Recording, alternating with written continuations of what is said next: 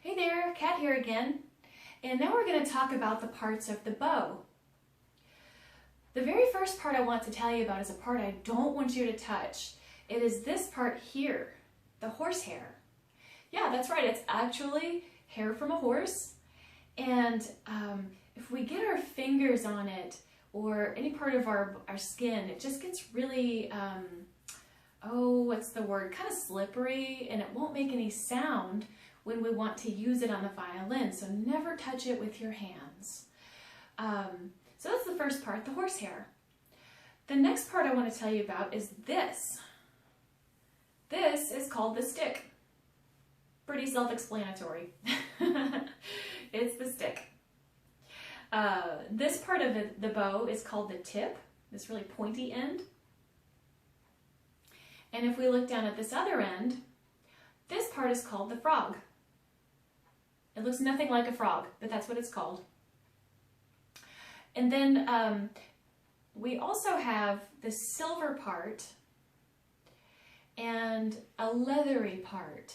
Now these will come in handy when we're learning how to hold the bow. You're going to have a finger that goes over the silver part or the winding, and we'll end up with our ring finger over the frog. So just kind of keep those in mind. But this is a really important part down here. This is called the screw, and the screw's job is to tighten and loosen the bow. When we play with the bow, we'll have to tighten it a little bit, and then when we put it away, we loosen it. So I'll show you how to do that. I'm going to start off with a loose bow. Now if you check this out, there's hardly any space between the bow hair and the stick. It's very, very close. In fact, if I were to slide my pinky and try to get my pinky nail to go all the way through the hair, it wouldn't go.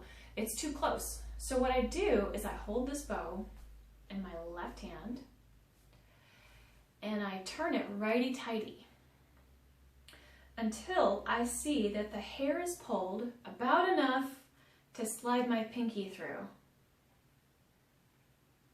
Okay, I think this is about right. See how I've got more space there? And the stick looks a little bit straighter. Okay, so now I'll do the pinky test.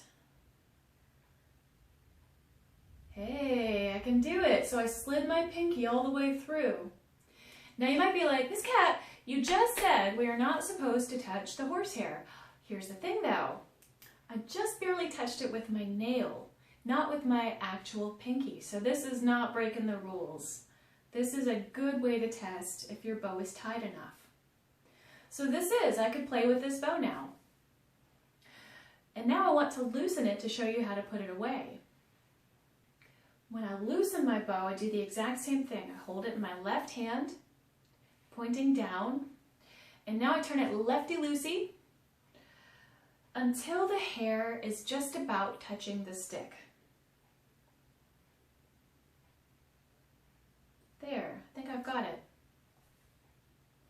Now do you see that the curve is back in the bow? It looks a little bit more curved now, kind of like this. That's why we loosen the bow. If we just had it tight all the time, it would begin to change over time. It would warp and it would lose that curve. So we always loosen the bow before we put it away so that it gives it a chance to relax and not lose its curve. Now, if you've ever been in my studio, you know that my very first rule is no instruments on the floor, ever, ever, ever. And what I wanted to tell you is that the bow is an instrument too, so we never put it on the floor. In fact, the whole reason I had that rule was that back in 5th grade, I think it was, I saw a friend of mine put her bow on the floor to do something in her book bag, and then some kid just came tearing across and he ran over her bow and broke it in half. So we never put these on the floor. All right, I hope you've learned some good things about the bow. See if you can go find somebody and tell them all the parts you just learned.